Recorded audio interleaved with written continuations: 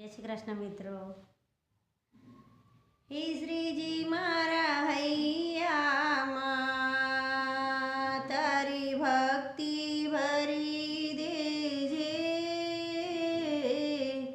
હે નામ તારું શ્રી ઘનશ્યામ મારી જીભે જડી દેજે. હે શ્રીજી મારા હૈયામાં તારી ભક્તિ ભરી દેજે.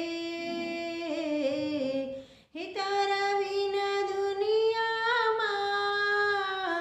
શ્રીજી કોઈ નથી મારું. હે હાથ મારો ઝાલીને હે મને તારો ગણી લેજે.